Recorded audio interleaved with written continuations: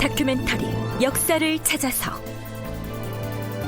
제623편 대간의 힘, 공조판서를 바꾸다.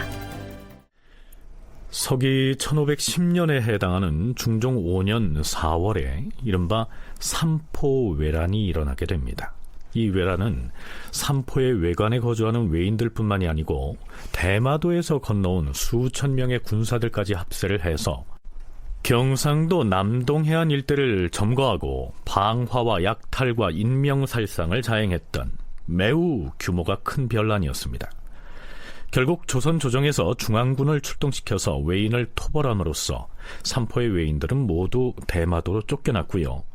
삼포에 설치했던 외관도 폐쇄돼 버려서 조선과 대마도의 교류는 단절되게 됩니다.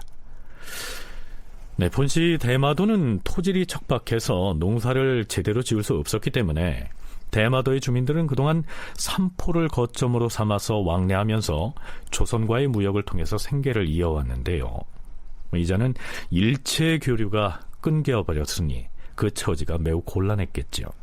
그래서 일본의 중앙정권이죠, 막부 쪽에 도움을 청했고, 외란이 일어난 지 1년여 만에 막부의 사신인 붕중이 조선에 건너와서는 대마도와의 화친관계를 회복할 것을 청합니다. 물론 조선에서는 그의 제안을 일단 거절하죠. 그래서 결국 붕중은 본국으로 돌아갔는데요. 이때 예조에서는 귀국길에 오르는 붕중에게 이러한 언지를 주게 됩니다. 대마도의 외인들이 만약에 반란을 일으킨 데 대해서 엎드려 사죄를 하고 반란한 무리의 목을 모조리 칼로 베어서 그 머리를 담아가지고 와서 바친다면 비록 그들을 예전처럼 삼포에 다시 살게 할 수는 없겠지만 화친을 허락해달라는 귀국 일본의 청을 다시 한번 헤아려서 처치하리라는 어명이 계셨소이다. 그랬는데 다음 해인 중종 7년에 붕중이라고 하는 인물이 일본 사신으로 다시 건너옵니다. 우리 일본국의 임금께서 대마도주를 효유하여서 삼포에서 변란에 가담했던 죄인들의 목을 베어 조선에 바치게 하였습니다. 자, 여기 그 머리를 함에 담아가지고 와서 바치니 이제는 그들을 너그러이 용서하시어서 화친제의를 받아주시도록 전하께 아뢰어주시기 바랍니다. 그러자 조정에서는 이 제의를 어떻게 받아들일 것인지를 두고 논란을 벌이다가 결국에는 중종이 화친 제의를 받아들이기로 합니다. 하지만 이후로도 신료들, 특히 대간은 만만찮게 반대의 목소리를 내게 되죠. 대간에서 문제 삼은 것은 외란에 가담한 자들의 머리를 베어왔다고는 하지만 외란을 실질적으로 지휘했던 대마도주인 종성친의 머리가 없다는 것이었습니다. 전하, 화친을 허락하자는 결정을 너무 급히 내려서는 아니되옵니다. 국가에서 오랑캐를 대처하는 방법에 보다 신중을 기해야 할 것이옵니다. 일본 사신 붕중은 당초에 우리가 사람을 보내어서 종성친을 불러와야 한다고 했을 때 그가 반드시 올 것이다라고 장담하였으나 결국 오지 않았사옵니다. 이것은 붕중이라는 일본 사신이 엉뚱한 일을 핑계하여 국가를 속인 것이옵니다. 그렇사옵니다, 전하. 처음에 우리가 화친 허락하기를 어렵게 여긴 것은 종성친이 죄를 자복하지 아니하였기 때문이었사옵니다. 반란의 수괴인 종성친이 오지 아니하였음에도 국가에서 경솔하게 화친을 허락하려고 하니 이것이 어인 일이옵니까? 주상전하께서 하교하시기를 지금 만약 화친을 허락하지 않으면 화친을 바라는 소망이 끊어지게 되어서 뒤에는 반드시 오지 않을 것이다라고 하였사온데 이는 매우 옳지 못하옵니다. 화친하고 싶어 다급한 쪽은 저들이기 때문에 지금 비록 오지 않더라도 오지 않는 것을 염려할 필요가 없사옵고 그들이 다시 오는 것을 기다렸다가 화친을 의논하더라도 늦을 것이 없사옵니다. 자, 문제는 삼포외란 때 대마도에서 군사를 이끌고 왔던 종성친인데요. 이 기록에는 그를 대마도주라고 표기하기도 하고 대마도주의 실질적인 권한을 행사하는 대마도의 대관 이렇게 적기도 합니다. 어찌됐든 대마도에서 오는 서계가 그의 이름으로 오고 있기 때문에 모름지기 대마도 외인들의 총책임자인 것은 확실한데요. 처음에 조선에서는 외란의 지휘자였던 그의 머리를 베어와야 한다고 했죠. 하지만 그가 아무리 수학, 즉 침탈한 자들의 우두머리라고 해도 대마도와의 외교 관계를 아예 파탄낼 것이라면 모를까 상대방 수장의 목을 잘라오라라고 하는 것은 무리겠죠. 또한 그에게 직접 와서 잘못을 빌어라 이렇게 대간이 주장하기도 했는데 삼포 외란 때에 조선에 저지른 죄가 있는데 감히 이 조선에 올 엄두를 내겠습니까? 자, 어찌됐든 임신년인 중종 7년에 대마도의 화친제의를 받아들이면서 새로운 조약을 맺습니다. 물론 그 절목은 조선 조정에서 일방적으로 정한 것입니다. 임신약조라고 불리는 그 조약의 내용을 살펴보시죠. 외인이 삼포에 거주하는 것은 허락하지 않는다. 또한 옛 계년의 약조에서는 대마도주의 세견선 50척의 왕래를 허용했었는데 이제부터는 그 절반으로 감할 것이고 해마다 주는 쌀과 콩도 그동안 200석을 주었으나 이 역시 그 절반으로 감할 것이다. 대마도주가 특별한 용무가 있을 경우 특송선을 보내는 것을 허용해왔으나 이제부터는 보내지 말라. 만약 특별히 말할 일이 있으면 세견선 편에 와서 고하라. 더불어 대마도주의 아들 및 대관 그리고 도주의 직인을 받은 사람들에게 주던 쌀과 콩 그리고 세견선은 모두 없앨 것이다. 앞으로는 대마도주가 보낸 것이 아닌데도 가덕도 근처에 와서 정박하는 배가 있으면 모두 왜구로 취급하여 다스릴 것이다. 임신약조의 요지가 대개 이러합니다. 그뿐만이 아니었습니다. 전에는 부산포, 제포, 연포 등 3포를 열었는데 이제부터는 지금의 진해에 해당하는 곳에 설치됐던 제포 한 군데만 외인들에게 열겠다고 선언을 하게 되는 것이죠. 연세대 국학연구원 윤훈표 연구원과 부경대 대마도 연구센터 신민정 연구원으로부터 이때 맺은 임신약조가 세종 때 맺었던 계해약조와 어떤 차이가 있는지 들어보시겠습니다. 임신약조는 아주 계약조에 비해서 굉장히 엄격해졌는데요. 우선 첫째로 외인의 삼포 거주를 허락하지 않고 삼포 중에서 제포만 이제 개항하도록 했습니다. 근데 나중에 이제 관리를 위해서 제포 대신에 구삼포로 옮긴 거죠. 그래서 우리들이 잘 아는 그 초량이 이제 외관이 설치됐다 하는 게 바로 이제 이곳에서 나온 것이고요. 둘째로다가 이 대마도의 무역선이라고 할 수 있는 세견선, 이제 종전에는 50척이었는데 절반으로 줄입니다. 25척으로. 그다음에 이제 셋째로 종전에 그 대마도주에게 세사미도 해마다 200석을 주도록 돼 있었는데 이걸 100석으로 이제 그 감합니다. 이렇게 계약조에 비해서 모든 것을 다 절반으로다가 확 그 축소시키고 그다음에 보다 엄격한 내용을 거기다가 이제 그 넣었습니다. 제포 한 군데에만 한정을 하는 걸로 나오고 그다음에 선척수도 절반을 줄여가지고 1년에 올 수 있는 거는 25척이 오는 걸로 제한을 하고 그다음에 특송선 오지 말고 그 25척 오는 일 있으면 25척 오는 그 배에다 붙여갖고 보내라 이런 식으로 하거든요. 근데 나중에 이것도 대마도 요구에 의해 가지고 5척을 더 늘려줘요. 그래서 30척으로 이렇게 만들어주기는 하지만 어쨌든 그 조약에선 그렇고 세사미도도 200석이었는데 100석으로 줄여가지고 이제 절반씩 이렇게 줄인 거죠. 그리고 그 사신들 이게 상경하는 사신들 같은 경우에는 그 전에는 이제 뭐 신변 보호 이런 것들 호위무사 이런 것들도 있었기 때문에 일본에서도 무기를 같은 걸 가지고 올라갈 수 있었는데 이건 이제 철저히 금지하는 걸로. 일본에서 오는 국왕사신 외에는 무기를 소지하는 건 절대로 금지한다.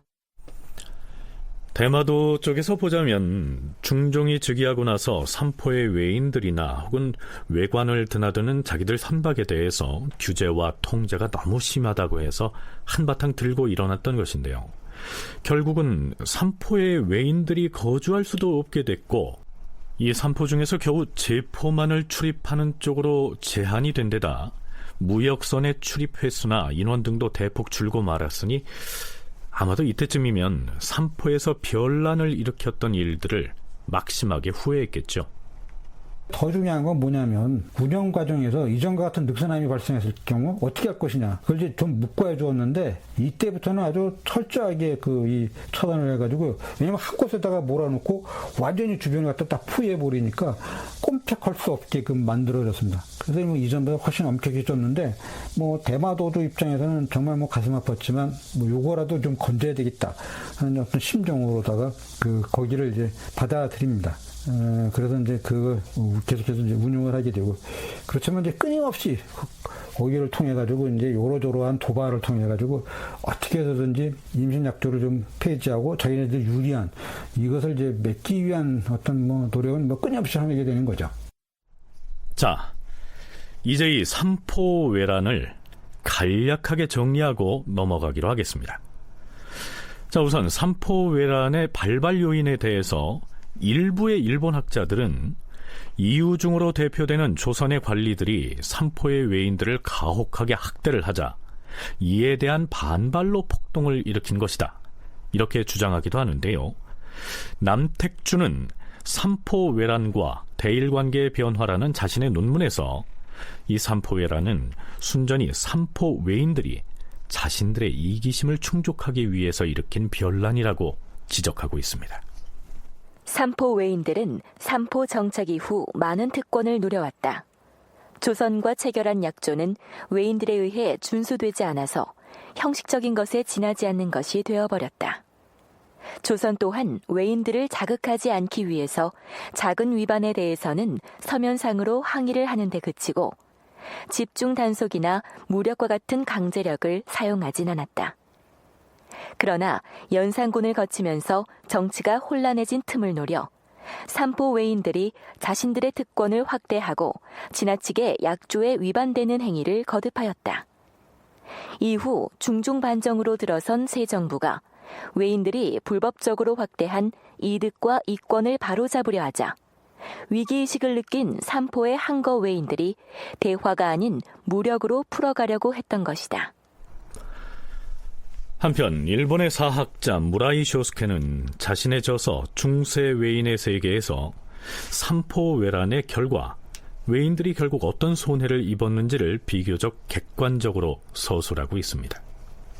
삼포에 상주하던 외인과 대마도의 종씨가 계획적으로 일으킨 이 폭동은 완전히 실패로 끝나서 대마도와 조선의 단교를 초래하게 되었다. 대마도는 오랫동안 구축해왔던 거류지는 물론 조선과의 사이에서 누려왔던 모든 권익을 잃어버리고 말았다. 1512년의 임신조약으로 제포가 다시 열리고 외관도 부활되었으나 어디까지나 단순한 외인 입항장이었을 뿐이고 거류는 완전히 금주되었다. 자, 그런데요, 외인에 대한 통제를 이처럼 엄격하게 해서 교역의 통로를 좁혀버린 것이 이후에 반드시 조선의 이익으로 돌아왔느냐 하는 점도 생각해 볼 필요가 있습니다. 삼포외란이 일어났던 때가 서기로 1510년이고요. 1592년에 임진왜란이 일어나게 됩니다. 무려 82년이라고 하는 시간의 간극은 있지만 그 발발 요인과 양상이 서로 판박이로 닮았다 하는 것이 전문 연구자들의 분석입니다. 이 삼포외란은 옛날 임진왜란의 축소판이라고도 볼 수가 있는데요. 교역의 확대가 아주 중요한데 거기에는 이제 폭발적으로 증가하는 면포, 식량, 또 조선의 어떤 유명한 자기 이런 것들의 이제 어떤 수입 증대를 갖다가 일본은 끊임없이 요구를 하게 됩니다. 그런데 조선 입장에서 본다면 이게 너무 많이 나가니까 조선은 부담이 아주 커지게 되는 거죠. 이걸 차단하려고 이제 무척 노력을 하게 됩니다. 그래서 수입 증대를 꾀했던 일본과 이거를 이제 차단하려고 하는 조선의 이해관계, 이게 이제 정면으로 충돌을 하게 되는데요. 그 삼포 외란 당시에는 어떤 삼포와 대마도와 그런 어떤 관계 속에서 이루어졌지만 임진왜란에서는 일본 전체와 조선 전체가 나쁜 날, 지역 문제가 여기서는 국가 문제로 크게 확대된 그런 거라고 볼 수가 있고요. 더군다나 현안을 군사적인 모험으로 해결하고자 하는 것이 일본 측의 의도였는데 그건 아주 동일합니다. 거의 뭐 100년 정도가 전국시대였기 때문에 그 전국시대 하에서 이제 각 개별 지방의 뭐 영주들이 이제 자기네들끼리 이제 왜구 짓을 하는 거죠. 이 시기가 또 후기 왜구가 나타나는 시기랑 또 맞물려 있거든요. 그러니까 이런 것들하고 맞물려서 이제 왜구도 이제 통제가 안 되는 그런 상황까지 오게 되고, 그래서 관계가 이제 좋아지지가 않은 거죠. 그렇게 되다 보니까 또 일본 같은 경우에는 그래도 이제 뭐 중국 측하고 명나라하고 뭐 닝고나 이런데 창구를 열어가지고 교역을 하는 창구가 생기거나 이렇게 하면서 교역이 일본은 점차 확대돼가는 분위기인데, 조선에서는 자꾸만 이제 교역 통로를 좁히고 계속 통제하는 방향으로 갔기 때문에 이 양국의 어떻게 보면 정책이 충돌을 하게 되면서 돌이킬 수 없게 되는 그런 상황이 되게 됐고, 그러니까 외란의 주도 세력이 삼포 외란 때에는 대마도주였다면 임진년에는 도요토미 정권으로 바뀌었고요. 외란에 대한 대비에 소홀했던 중종 정권의 시행착오는 선조 정권으로 그대로 이어지면서 임진왜란이 일어나게 된 것이다. 이러한 분석인 것입니다. 이번에는 삼포외란의 결과로 생겨난 기구 하나를 살펴보겠습니다. 전하, 남쪽 지방의 각 군사 진지는 성을 쌓았다고는 하나 매우 잔약하고 허술하옵니다. 더구나 경상우도에는 섬들이 많아서 왜구가 어두운 때를 틈타서 섬들 사이에 숨어있다가 틈을 보아 침구하기 때문에 비록 병사와 수사가 있을지라도 때에 맞추어 달려가 구제할 수는 없을 것이옵니다. 신의 생각으로는 경주 근처에 무관으로서 재능과 위망이 있는 재상을 선택하여서 이름을 조방장으로 하여 임명해 보내는 것이 좋겠사옵니다. 경상도 해안지역뿐만이 아니옵니다. 근간에 평안도 용천의 밀관 근처에 사는 백성들은 중국 사람과 사는 곳이 서로 가깝기 때문에 몰래 배를 준비해가지고 서로 내왕하며 물품을 매매하고 있사옵니다. 불량한 무리들이 이 일로 인하여 명나라와 말썽을 일으킨다면 진실로 작은 일이 아니오니 보루를 쌓아서 내왕하는 것을 막게 하시옵소서. 변방에 중대한 일이 생기면 그 지방의 순찰사가 의정부의 상공과 함께 의논해서 처리하면 능히 감당할 수 있는 것이 아니오. 그리고 또한 변경 방어를 위한 군비체계 하나로 축성사를 설립하였고 의정부 삼정승을 도채찰사로 삼지 않았소. 축성사라는 이름은 이미 파하였으니 이름을 비변사로 고치시옵고. 자, 이게 지금 무슨 논의를 하고 있는 것일까요? 우선 신민정 연구원의 얘기 들어보시죠.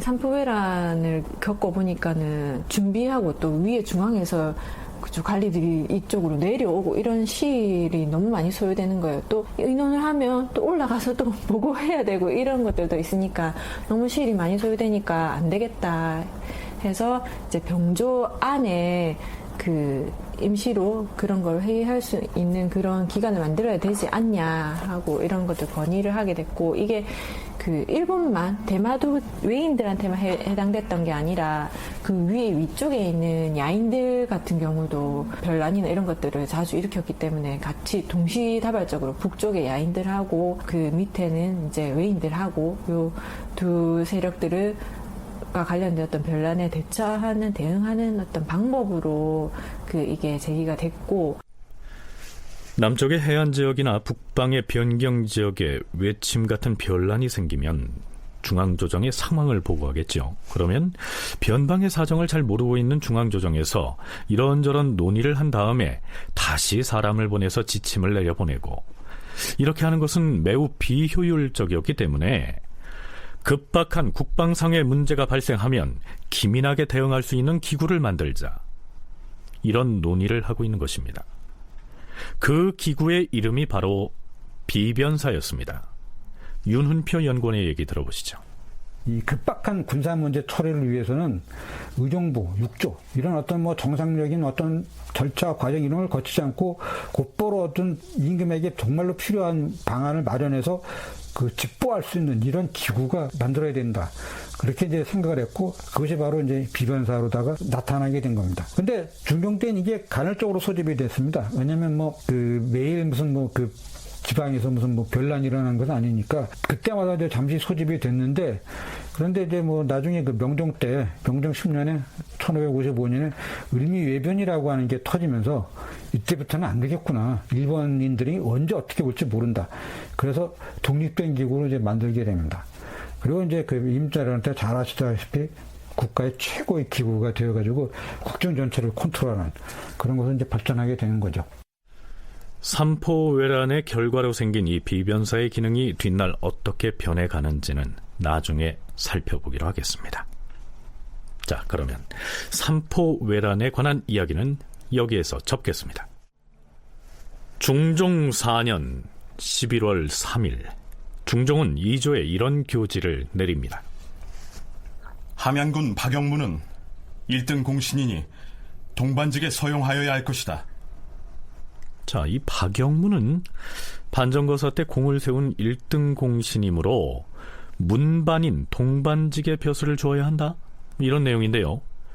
중종은 왜 갑자기 이런 교지를 내린 것일까요?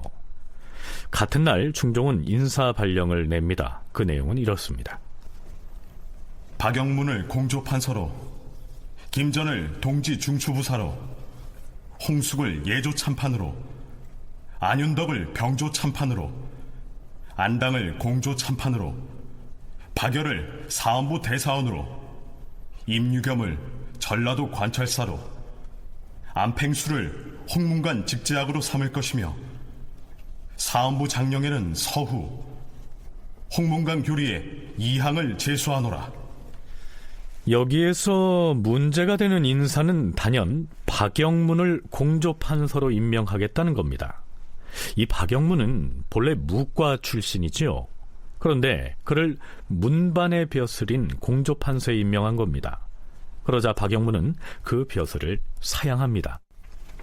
주상전하, 신은 무반 출신으로서 지극히 미열한 사람이온데 약간의 공운이 있다 하여 이미 정이품의 군으로 봉직되었으니 이만만 하여도 성운이 지중하옵니다. 하운데 지금 또 전하기옵소 신을 공조판서에 제수하셨사오니 신의 재주가 어찌 육경의 소임에 합당하겠사옵니까? 사직하기를 청하옵니다. 경이 세운 공은 무척 큰데 어찌 판서의 벼슬을 감당하지 못하겠소. 그러니 사직하지 마시오.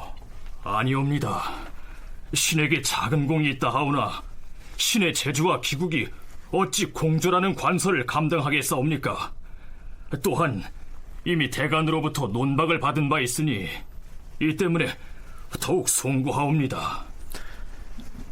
여기까지의 상황만 갖고 판단을 하자면 인사권자인 임금은 신하의 공을 높이 사서 판서의 벼슬을 제수하겠다 하고, 당사자는 사양하는 미덕을 보이는 보기엔 참 아름다운 장면이다, 이렇게 생각할 수도 있을 텐데요. 하지만 이건 간단한 일이 아니었습니다. 이튿날인 11월 4일 대간이 들고 일어납니다. 박영무는 그 직위가 이품에 이르렀으니 그 공에 대한 보답은 이미 지극히 해준 것이옵니다. 또 일전에는 탐욕과 부정으로 대간의 논박을 받고 제주의 직책을 갈았었는데 어찌 육경의 하나인 공조판서에 합당하겠사옵니까? 당치 않사옵니다, 전하. 박영무는 그가 세운 공이 크고 이전에 저지른 잘못도 별것이 아니며, 또한 본시 공조는 하는 일이 많지 않으니 그를 판서에 임명한들 무슨 해가 되겠는가? 네, 여기서 중종은 박영문을 탄핵하는 대간을 향해서 공조는 일이 그리 많지 않으니까 박영문한테 맡긴다 한들 무슨 문제가 있겠느냐, 이렇게 대꾸하고 있습니다. 그렇다면 무과 출신의 박영문을 문반직인 공조판서에 임명한 것은 국왕인 중종의 의지였을까요?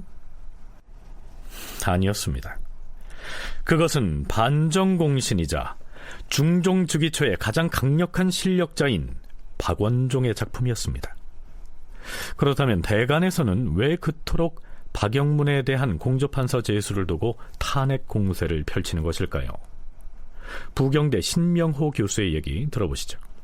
박원종과 친했던 무신이 몇 명 있습니다. 그 중에 한 명이 박영문이고 또 신윤무 이런 사람들이에요. 그러니까 이제 살인들은 무신은 역할이 그 군사 업무에 이제 한정돼야 된다 생각하고 문신의 보조 역할을 해야 된다고 생각하는 게 살인파 생각인데, 박영문이라고 하는 사람은 이제 무과 출신이고 이제 박원종을 따라서 같이 공신에 참여했는데, 박원종이가 밀어서 박영문을 지금 공조판서로 임명을 하는 거예요. 그러니까 이 사람들 생각에 박원종이 지금 무신 출신인, 자기 같은 무신 출신인 박영문을 그 무신들이 할 일을 넘어서 이제 공조판서까지 그 뭐랄까 욕심을 내는구나.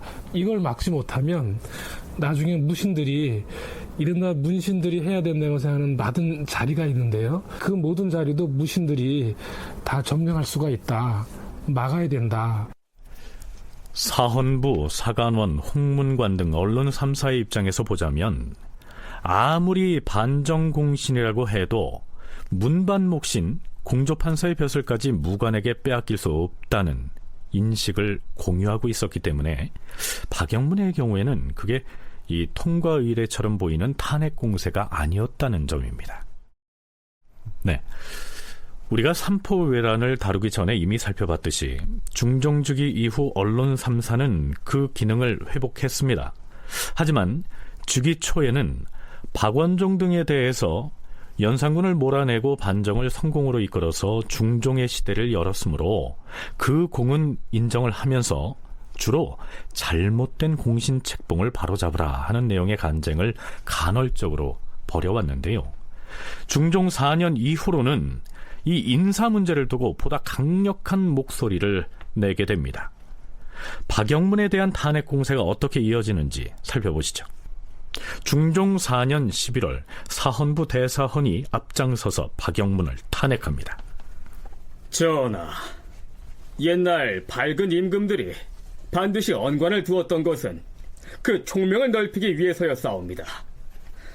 전하께서는 깊은 궁궐 안에서 멀리 먼 곳의 일을 살피셔야 하온데, 대간의 간쟁을 통하여 눈과 귀를 삼지 아니하면 어찌 국가의 다스림을 이룰 것이며 사직의 편안함을 보전하시겠사옵니까? 신등의 직책은 오직 말하는 일이므로 그 말이 공론이 아닌 것이 없사온데, 전하께서는 간언을 따르는 마음이 점점 처음 같지 않으시옵니다. 주상 전하, 박영문은 음험하고 탐악하며 그 방자한 행동이 거리낌이 없사옵니다. 일전에 원정 공신의 공을 정할 때 공공연히 뇌물을 받고도 부끄러워할 줄을 모르니 듣는 사람들이 침을 뱉고 더럽게 여겼사옵니다. 그렇사옵니다, 전하.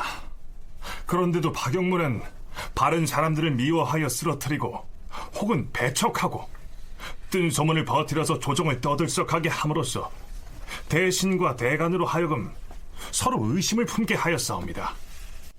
그 소행이 이러한데도 전하께서는 그를 발탁하여 여러 사람들의 은혼을 물리치고 육주의 수장에 등용함으로써 총명한 정치에 누가 되게 하고 계시니 이 무슨 연유이옵니까?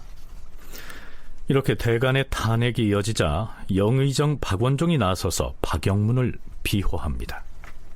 인물의 진퇴 문제는 가벼이 결정할 것이 아니옵니다. 성종대왕 때에는 대간이 간언을 했다가도 말을 들어주지 않으면 곧 물러갔사옵니다. 전하, 지금 영의정 박원종이 한 이 말은 대간의 언론을 억제하는 것이오니 그 심리를 캐어본다면 박영문의 무도함과 무엇이 다르겠사옵니까? 간관이 박원종의 말을 맞받아서 무도하다 이렇게 공박을 합니다. 그런데 이 기사 뒤에는 사신이 평을 덧붙여 놨습니다. 참고로 지금 탄핵 공세를 받고 있는 박영문은 뒷날 박원종이 사망한 뒤에 반역을 모의하다가 발각되게 됩니다. 박영문은 나중에 화심을 품고 종묘사직을 뒤엎으려고 반역을 하였는데, 이것은 박원종과 유순정 등이 초래한 것이다. 박원종의 사람됨이 음흉하고 험악함은 온 나라 사람들이 다 아는 일인데, 박원종 등이 간사하게도 같은 반정공신이라 하여 그를 보호함으로써 임금을 미혹하게 하였으니 그 죄가 실로 크다. 임금 역시 의심하지 않고 그에게 권한을 맡겨서 마침내 불축한 죄에 이르게 되었으니 사람됨을 알기가 어렵다는 것은 역시 사실이 아닌가. 네, 하지만 영의정 박원종으로서도 반정거사 때 군사를 이끌고서 행동대장으로 나섰던 그를 소홀히 대접할 수는 없었겠죠. 우리가 박원종, 성희안, 유순정을 3대장이라고 하면서 그 세 명이 반정공신의 주축인 것처럼 얘기하고 있는데요. 진주교대 윤정 교수는 전면에 나서서 행동했던 무관들이야말로 반정을 성공으로 이끈 핵심이었다, 이렇게 얘기합니다. 실록에서 반정 당시의 기사를 보면 그들과 더불어 군자부정 신윤무, 공기시 첨정, 박영문, 수원부사 장정, 사법시 첨정, 홍경주, 그 다음에 나중에 반정에 대한 수습 과정에서 보듯이 유자광 등이 아주 핵심적인 거사 자체를 진행했습니다. 근데 신윤무와 박영문, 홍경주 등의 직함을 보면요, 군기시 첨정, 그 다음에 군자부정, 그 다음에 사복시 첨정, 그러니까 군권을 실질적으로 동원하는 아주 핵심에 있었던 인물들이죠. 그러니까 반정 자체를 일으킨 핵심이고 군권을 동원한 핵심들입니다.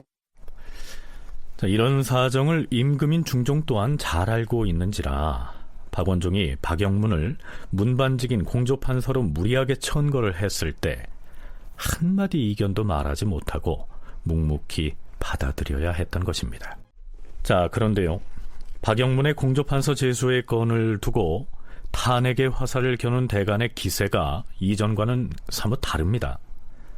당사자인 박영문뿐만 아니라 박원종 등 공신 세력을 향해서도 매우 격하게 논박을 하고 있는 것이죠. 해가 바뀌어서 중종 5년 1월 10일 공조판서에 임명된 박영문을 두고 대간과 박원종 사이에 그 공박이 절정을 이루게 됩니다. 이날 조강에서 사헌부 대사원 홍숙과 사간원 사간 허굉이 기다렸다는 듯 박원종을 공격하고 나섭니다. 주상전하, 영의정 박원종이 박영문의 공조판서 제수를 옹호하면서 전하께 무엇라 하였사옵니까? 전하, 신은 박영문과는 그 교분이 동생보다 더 친하옵니다. 근일에 대간이 인물을 논박하는 것이 너무 지나치옵니다. 이렇게 말했사옵니다. 대체 이것이 무슨 뜻이겠사옵니까? 또한 대간의 간쟁이 지나치다고 공박한 것은 언론을 방해하려는 처사이옵니다. 박원종이 또 무엇라 하였사옵니까? 성종대왕 때에는 공신을 매우 우대하셨사옵니다. 이렇게 말하였는데 그 자신도 원훈을 인정받아 1등 공신에 책봉된 자이면서 공신을 우대하라고 스스로 말하고 있으니 이것이야말로 해서는 아니 될 부끄러운 말이옵니다. 또한 말하기를 성종대왕 때에는 임금이 대간의 말을 받아들이지 않으면 가나던 자들이 알아서 그냥 물러갔사옵니다. 라고 하였사온데 이것은 박원종이 전하로 하여금 대간의 말을 받아들이지 못하게 하려는 수작이옵니다. 성종께선 대간의 말 듣기를 즐거워하였기 때문에 동방의 성인으로 일컬어졌으나 어쩌다가 받아들이지 않는 일이 있으면 가나던 자가 물러갔사옵니다. 또한 성종께선 대간을 매우 우대하였으므로 마음에 있는 것이면 무슨 일이든 모두 아뢰었사옵니다. 박원종이 이른바 으뜸가는 공신으로서 박영문을 비호하여 이러한 말들을 아뢰고 있사오니 그 정상을 추문하지 않을 수가 없사옵니다. 주상전하, 사간 허갱이 아래옵니다. 박원종의 말은 지극히 놀랍사옵니다. 그가 이런저런 말을 하는 뜻은 박영문의 공조판서 벼슬을 갈지 않게 하려는 것이옵니다. 또한 박영문이 반정 때 아무런 공이 없는 이해라는 자를 공신이라 하여 논공한 일은 조정이 다 아는 사실이옵니다. 그런데 박원종은 이 사실마저 덮어주려고 하니 이는 조정의 이목을 무시하는 처사이옵니다. 대신에 마음씀이가 이래서는 아니 되었고 이것은 임금의 귀와 눈을 가리는 것이옵니다. 대간의 말이 자신의 이익이 되지 않기 때문에 이렇게 하는 것이옵니다. 지금 성스럽고 영명하신 전하가 위에 계시는데 박원종이 조금이라도 두려워하는 마음이 있다면 어찌 이렇게까지 하겠사옵니까? 전하, 성종께서 공신을 우대한 것은 사실이옵니다. 그러나 그때는 공신이었던 한 명을조차 문 밖으로 쫓겨나간 일이 있어옵니다. 아무리 박원종이 비록 원훈이요 영의정이라 할지라도 이를 두고도 처벌하지 아니하면 마음대로 전횡을 하여 꺼릴 것이 없을 것이오니 그 조짐을 길러주어서는 아니 되옵니다. 박원종을 추문하시옵소서. 전하, 재상이었던 노사시는 성종 때에는 대간의 간언을 받아들이는 일이 아름답다 하면서 아뢰었으나 폐주 연산 때에는 대간의 간언을 막아버리는 일에 앞장섰사옵니다. 성종은 시비를 환히 아시기 때문에 간언을 받아들이도록 아뢰었사오며 연산군은 어리석었기 때문에 간언을 못하도록 인도하였던 것이옵니다. 그런데 박원종은 성종조에 대간이 제구시를 하지 않는 것처럼 말하고 있사옵니다. 청컨대 박원종의 죄를 다스려서 대소신료로 하여금 그 사실을 알게 하시옵소서. 전하, 만일 박영문의 공조판서 벼슬을 갈지 않으시려면 신등의 직책을 갈아주시옵소서. 자, 어떻습니까? 박원종에 대한 대간의 공박이 매섭지 않습니까? 그런데요, 흥미로운 것은 대사원 홍숙과 사간 허갱이 박원종에 대한 공박을 이어나가면서 한결같이 성종시대를 언급하고 있다는 점입니다. 일단 부경대 신명호 교수의 얘기 들어보시죠. 중종 반정이라고 하는 것이 이제 연산군을 쫓아내서 연산군 시대를 부정하긴 했지만 이제 연산군이 쫓겨난 다음에 실제로 지향점이 성종 시대로 가는가, 그 성약 위주 문치주의 시대로 가는가, 이것이 이제 문제가 될 것 같아요. 가장 중요한 공신인 박원종이가 연산군 시대를 끝장냈다는 면에서 대단히 중요한 인물이고 사림들에게도 크게 긍정적이었을 거라고 생각이 됩니다. 그런데 이제 사림의 입장에서, 성약들 입장에서 봤을 때 박원종은 문신이 아니고 무신이었다고 하는 게 이제 좀 흠이었다고 생각돼요. 그러니까 연산군 시대를 끝장냈다고 해서 박원종 같은 무신이 주도하는 시대를 사림이 원하는 건 아니거든요. 반정을 일으켰다고 하는 것은 연산군 시대를 부정하는 것이다. 연산군의 시대를 부정하면 어느 시대를 지향할 것이냐? 당연히 성리학에 입각한 문치주의를 구현하고자 했던 성종시대다. 그런데 반정을 통해서 새로이 중종의 시대가 열렸음에도 불구하고 국왕은 실권이 없고 조정의 권력을 장악하고 있는 무반 출신 박원종은 무엇보다도 대간에 대한 인식이 성종 때와는 다르다. 그러니 부딪힐 수밖에 없었다. 신명호 교수의 분석이 그러합니다. 윤정 교수는요, 연산군 때 유배형을 받는 등 탄압을 받았던 살인파 입장에서 볼 때는 국왕이 바뀌었는데도 연산군의 폐정에 발을 담갔던 사람들이 고스란히 기득권을 누리고 있는 이 현실을 더 이상은 참아낼 수 없었을 것이라고 분석합니다.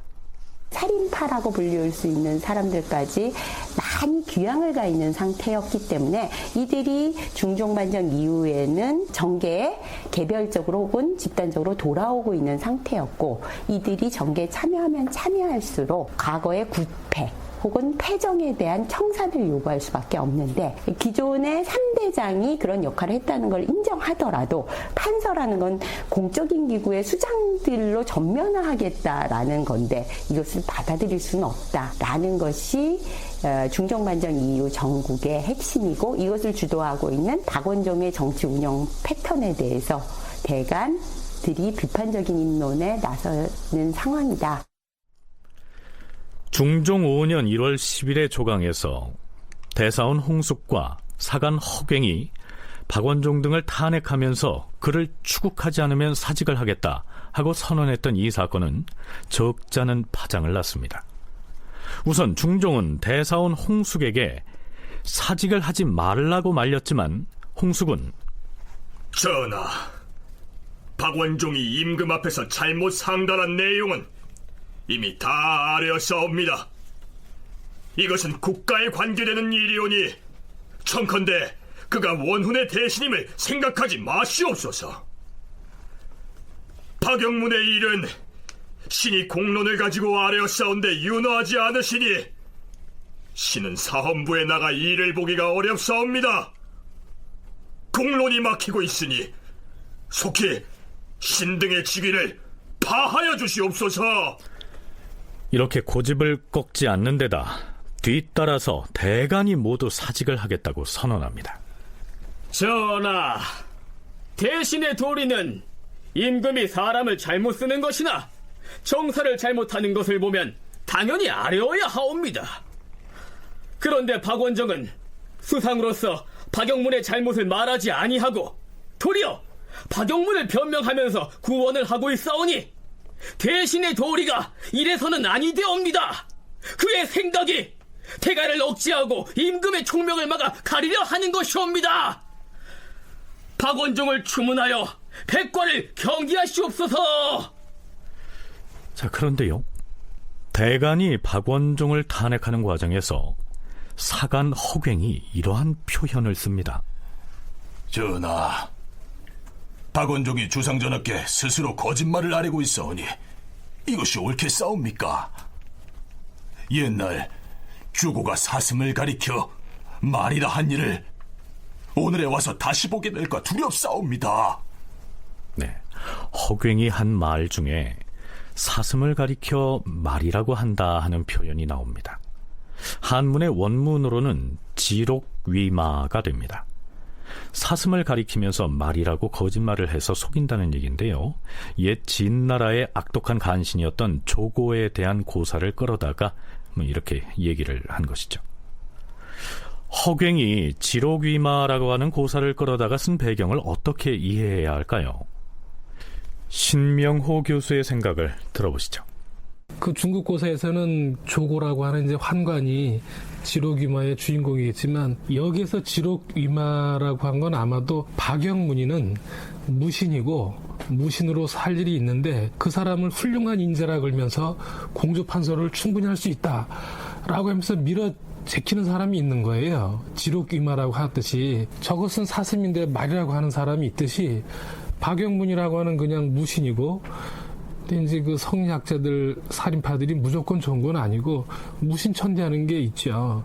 박영문이가 그렇게 훌륭한 인재가 아니다. 자기들 눈엔 별 볼 일 없는 인재다. 공을 세웠을지 모르지만 공주판서감이 아니다. 이렇게 자기들은 생각하는 거고, 그런데 박원종은 공주판서감이라고 생각하고 미는 거거든요. 그러니까 이제 왕이 똑바로 판단하라 이거죠. 박원종이 사슴을 가리켜서 말이라고 억지를 부린다라고 한 것은 얼핏 들으면 이 박원종을 진나라의 조고와 같은 간신에 비유해서 비판한 것으로 보이지만, 중종을 향해서도 박원종 등 공신 세력에 휘둘리지 말라, 이렇게 쓴소리를 한 것으로 이해할 수 있겠죠. 대간이 박원종을 탄핵하며 집단 사의를 표했으니 이 박원종도 뭐라고 반응을 보여야 했겠죠.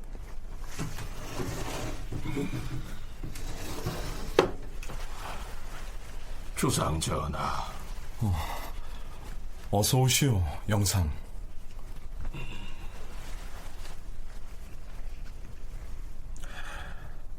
신 전하께 사직을 청하려고 왔사옵니다. 영상께서 사직을 청하다니, 그게 무슨 말씀이오? 신이 공조판서 박영문을 구원하였다 하여 대간이 그르다 하였사옵니다. 신이 박영문이 음험한 사람이 아니고 또 동생과 다름이 없는 사람이라 한 것은 다른 뜻이 있어서가 아니옵니다. 붕우유신은 오륜 중 하나이옵니다. 신은 박영문과 동년배요, 또한 같은 공신으로서 그 실정을 잘 알기에 그리 아뢰었던 것이옵니다. 과인도 그리 이해를 했습니다. 대간은 성종조에는 만일 임금이 대간의 말을 받아들이지 않으면 간하는 자가 그냥 물러갔다는 이 말을 신이 하였다 하는데, 이것은 신이 꼭 그리 말한 것이 아니옵니다. 그러니 참으로 애매한 일이옵니다.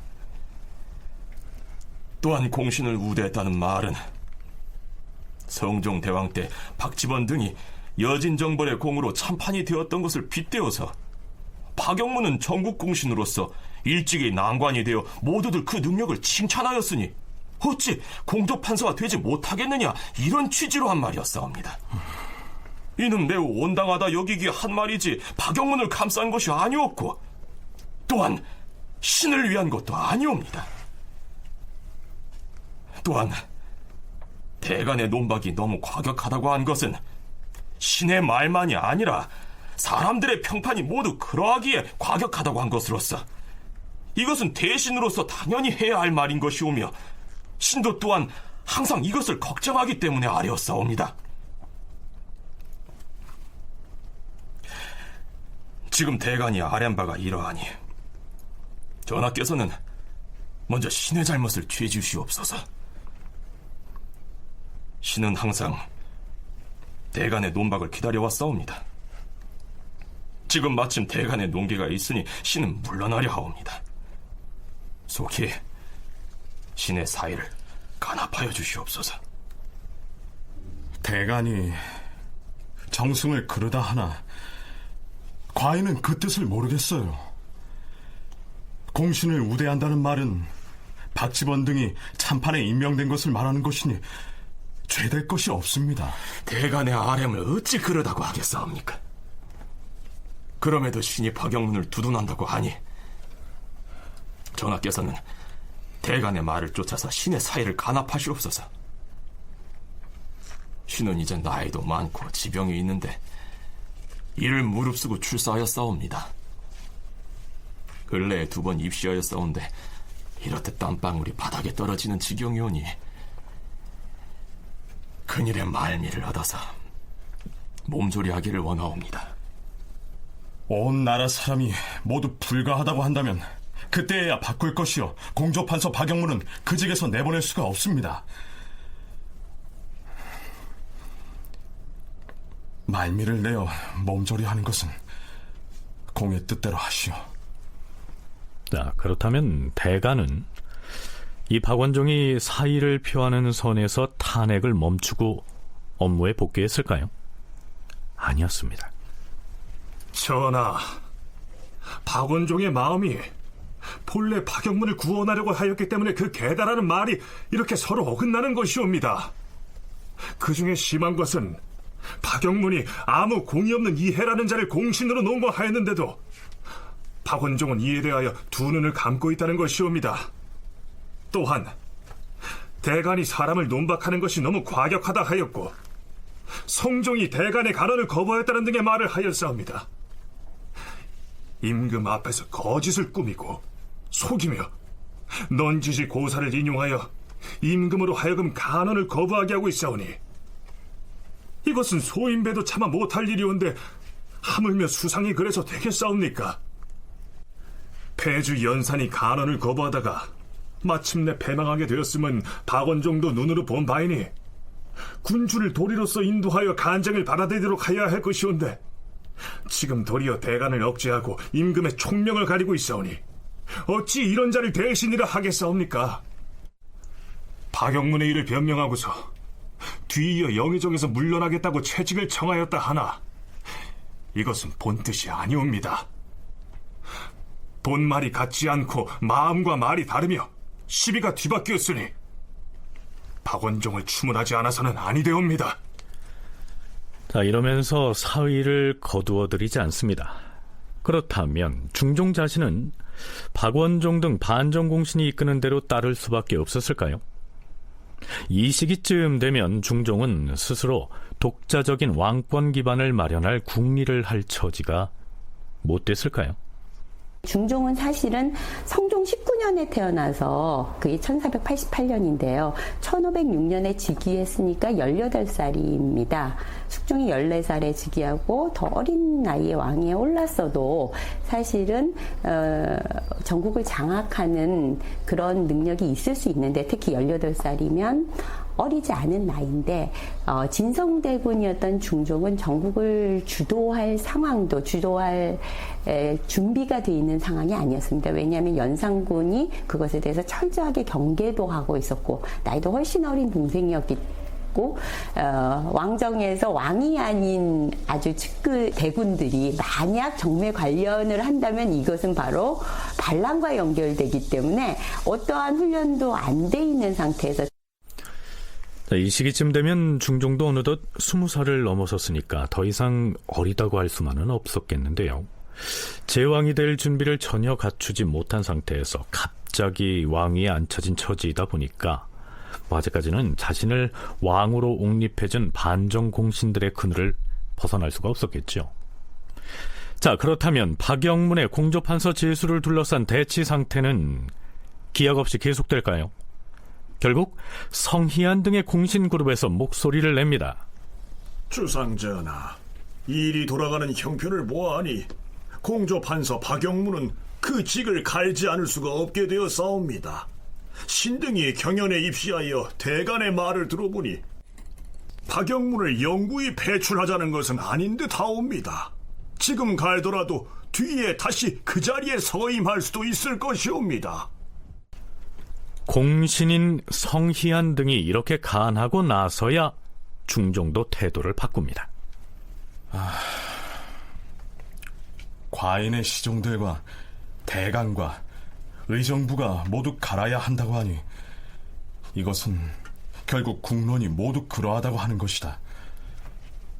그러나 박영문의 과실이 어찌 공조판서가 될 수 없기에까지 이르렀으랴.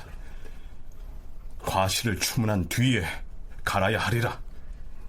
자, 이렇게 해서 박원종이 밀어붙였던 박영문의 공조판서 임명권은 대간의 의도대로 결정이 나게 됩니다.